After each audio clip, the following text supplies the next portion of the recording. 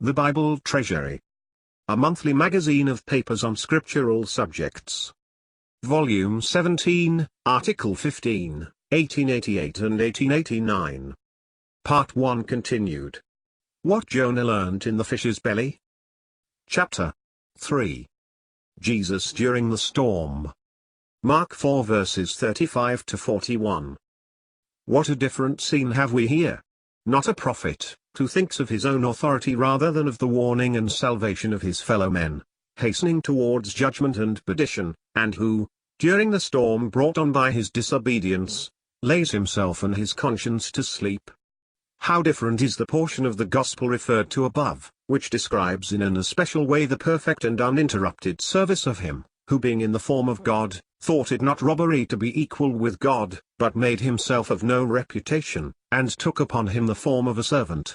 We behold here the greatest of all prophets, of whom Moses testified, the God-man Jesus Christ, who had left his heavenly glory, the home of every blessing, to exchange it for this world, the home of sin, misery, death, and judgment, to warn rebellious sinners to flee from the wrath to come, and to show them the only way of salvation through faith in him, who is the way, the truth, and the life, and without whom no man cometh unto the Father. Another day of his indefatigable service of love in the path of obedience and righteousness approached its end. He, whose works were so many that, if they should be written every one, his bosom disciple, who most likely knew most about them, could but add, I suppose that even the world itself could not contain the books that should be written, had bidden his disciples to cross to the other side of the lake. The multitude surrounding him is dismissed, and the boat with its precious freight quits the shore. But Satan, the prince of the power of the air, also knew of the contents of that little vessel. He would try whether he could sink the fragile little craft, with its cargo so obnoxious to him. For that, this storm, so unlike that sent by God in Jonah's case, came not from God, but from Satan, with God's permission, for the glory of his Son, and the sifting of the disciples, appears plain to me, as I hope to show further on. What a difference between these two storms! In the former, a self-willed servant of God, fast asleep in indifference amidst the tempest caused by his disobedience. Here, the obedient Son of God, whose meat it was to do the will of him who had sent him, and to do his work. The lowliest and most willing of all servants, amidst the raging storm, sleeping on a pillow in the hinder part of the ship, whilst the furious billows, lashed by the storm, strike the fragile barge, enter and fill it, threatening every moment to send it to the bottom. But in that little ship, there was one greater than Jonah. He slept the sleep of the just.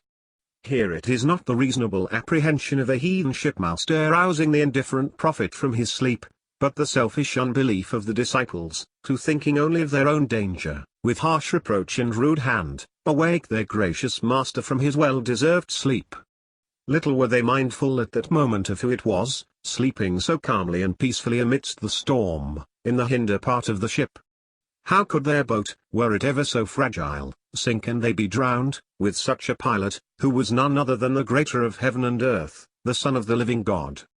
Peter had owned him as such, but how sadly he had forgotten it at that moment. Master, carest thou not that we perish? What words, addressed to such a master! As to courage of faith, the prophet Jonah was far superior to them, though his eyes had not seen what theirs had seen, nor his ears heard what theirs had heard. Jonah had bidden the mariners to cast him into the sea, for doubtless he believed that God, who had sent him with such a message to Nineveh, was able to deliver him again from the watery grave, to accomplish his mission after he should have learnt what God would teach him. But though Jonah was superior in that respect to the Lord's disciples in the little boat, how incomparably inferior in true grace, meekness, and lowliness, was he to their master and his, who placed him into the depths of the sea in the fish's belly, and then again deposited him on the safe shore.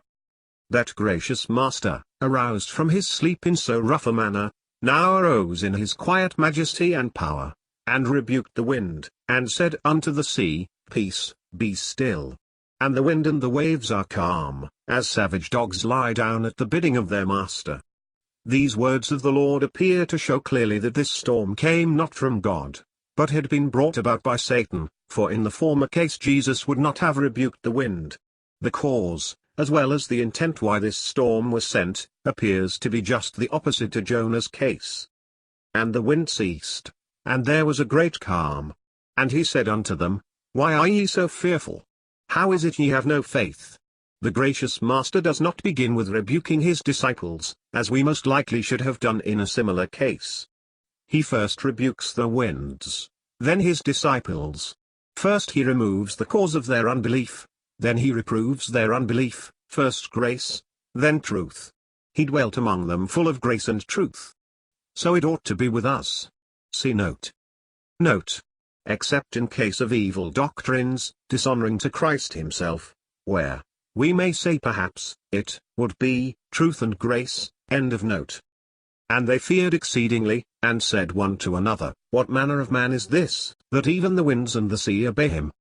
Now, at last, they seemed to become conscious again of who it was that had slept so calmly in the hinder part of the ship, though they had daily heard his mighty words and works.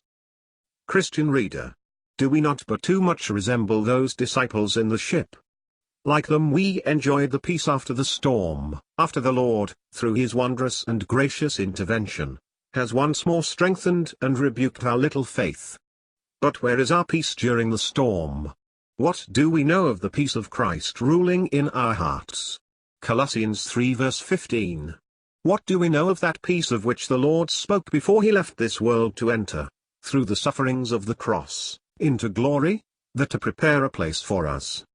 How much do we know of this peace amidst the storms of opposition in a hostile world, a peace of which the life of Jesus on earth was the perfect expression?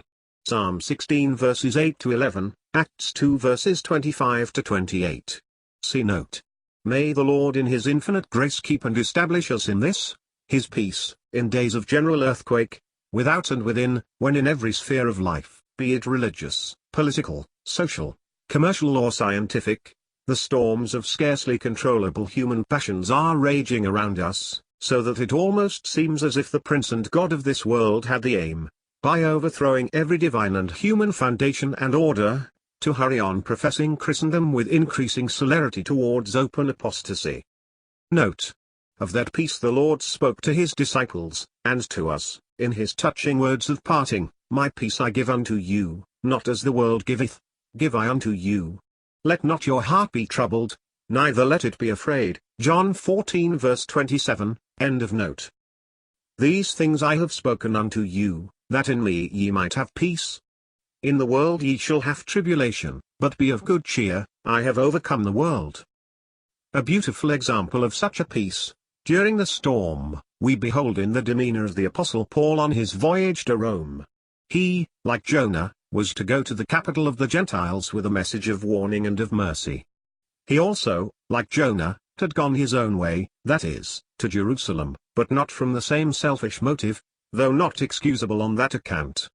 He also found himself, so to speak, in the fish's belly, to be prepared for his mission to Rome, as Jonah for his to Nineveh.